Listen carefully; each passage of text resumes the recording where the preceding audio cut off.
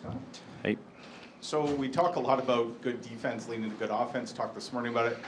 Nino Niederreiter goes out in kind of textbook, right? I imagine you'll probably have that on repeat on video for the future, like that stick lift that he makes in your own end kind of gets the play going the other way, and then he jumps in, and that's a perfect example, right? Yeah, I mean, we'll throw that on the old system video. But that is just going the distance, coming all the way back. I mean, we've preached that for a while, that we're never out of it. You never know how the puck's going to bounce, or where it's going to end up, and he just kept coming, and obviously he turned in the offense the other way.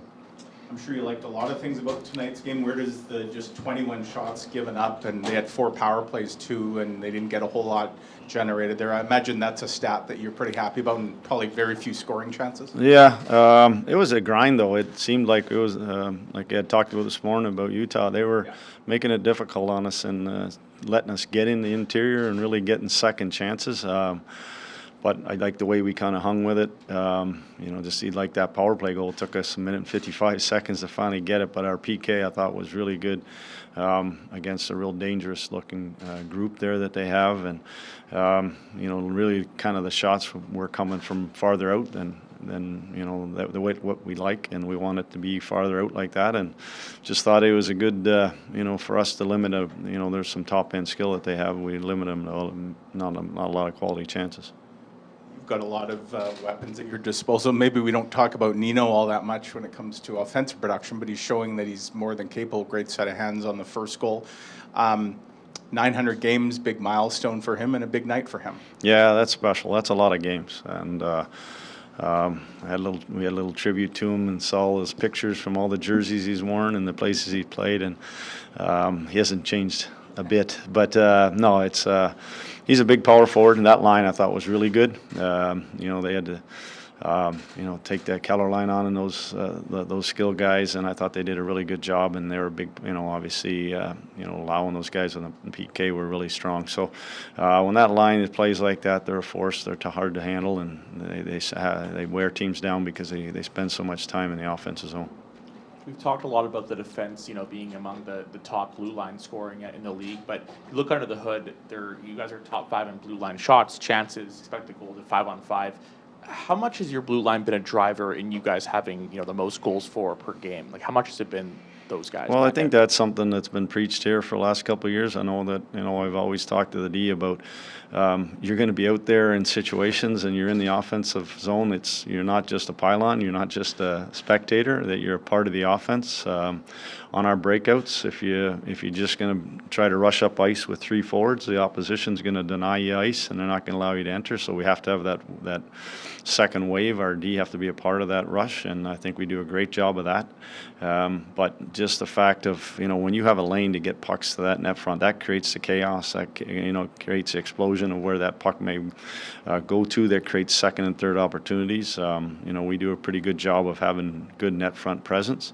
So those shots, if they do get through, usually that turns into good opportunities, second opportunities. The Connor Scheifele-Vilardi line has been playing some of their best hockey lately. How much do you think of that, with their controlling more offensive zone time, has been a product of them being in the neutral zone and being a lot more assertive there? In the neutral zone? Yeah, like being more assertive to create I don't really look at the neutral zone as much. How much time you spend in your end of the rink, and I think that's an area for me that they've really worked at and they've taken pride in. I thought tonight they did a good job of staying out of there as much as they could possibly be. I think that those guys buy in just like all the other lines, and I think that helps them. I think everybody realizes now that when we defend, and I say 200 feet defending, not just our end, when we defend, might be through the neutral zone, whatever it is, tracking back, those type of things, it gets you the puck back, and it gives you a chance to go play offense, and that's what everybody wants to do. This morning we talked about how the power play units kind of challenge each other, and maybe shortly before Vilardi scored it, I don't know if you felt this way, it didn't feel like the one that a goal would come from, but he takes the puck up almost assertively to the half wall and sort of resets things. And I wonder if that's a sign that the guys on your unit take extra responsibility for the pace that it's playing at to elevate that standard. Yeah, we've kind of saw the last couple of games where teams were kind of sitting back on us a little bit, and tonight Utah went after us, and they pressured us quick, and they pushed us down the wall, and they trapped down on us, and so that was a good reset to kind of come out of it. I think KC also had it kind of come up above, and we kind of got away from it a little bit, and that opened up JMO's shot. But that's probably the biggest thing, is that they're recognizing when there's pressure coming that we got to get away from the pressure and get it set, and kind of Gabe doing that. I thought KC did it too, to get it up and away, and he set it to Scheif, and that's just some of the things that those guys are kind of picking up on. They're recognizing what the opposition is doing. Like I said, tonight was more aggressive than maybe we've seen in the past. A couple of the guys, I guess it was Josh and Nino, who were saying there's just so many different ways that you've won, and it seems to give some confidence that, hey, when there's that many different options to win a game of different styles, it might be a more sustainable feeling. Do you feel like being versatile helps in that way? Yeah, I think it does, because every opponent you run into each night throws a different game at you, or a different look at you, or sort of a different way of attacking us, or trying to defend us. So we're finding different ways of winning, and whether that's playing a heavy, hard dump and chase game, if that's a skill game, if that's getting to the inside, if it's our specialty teams, like you mentioned, different things kind of winning us hockey games. We're finding ways to get in games and stay in games and get the outcome that we need.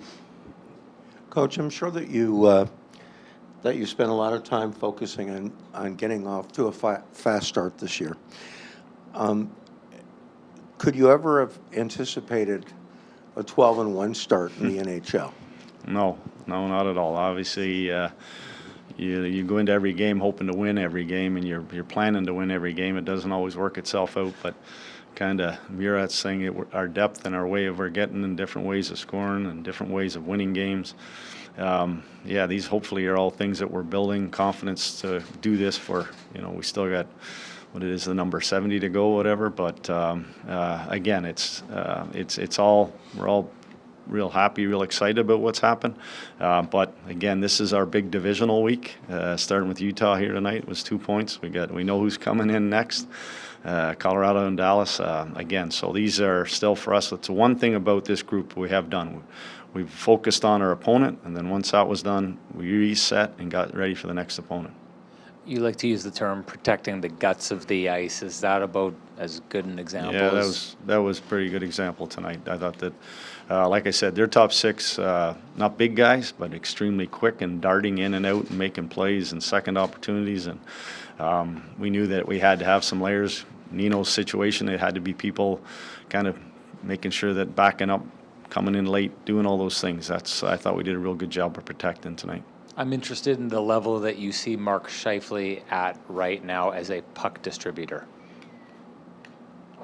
Compared to, I thought he's a tremendous puck distributor. Exactly. I think he's always been that. Is compared this to a just goal scorer, I don't know. I don't order. Well, I guess I'm just thinking of that pass that he finds KC on right at the end of the game there. There's 4 legs there, 2 sticks, and he gets it through a tiny little hole perfectly on the stick. It feels to me that as good as he's been, he may be finding even more passes in tighter spaces than we've seen in the past and making it look easy. Yeah, I think when we talked the other day about KC and him getting all those looks and those chances, I think that's part of that chemistry, is that him and Scheif have a pretty good idea where each other's gonna be, and Scheif has a way of being deceptive and maybe holding on to an extra second that others maybe don't, and then he has a way of finding people, and right now those guys have been connecting that way, and you throw Gabe in there and it's a pretty good threesome. And just last one, what kind of game you saw out of Sandberg tonight? Oh, you know what? Just you saw it. Obviously the PK. Blocking those shots, and then comes down to the third period. He has to do it again. He laid out right in front of another one. Didn't matter that he got hit earlier. He's been, we've asked him to take on a big load this year, and he's been pretty consistent. He's had to go out and play against some top skill. I thought him and P have done a good job of giving us, our top 4 have done a great job against opposition's top 6. Thanks, guys. Thank you.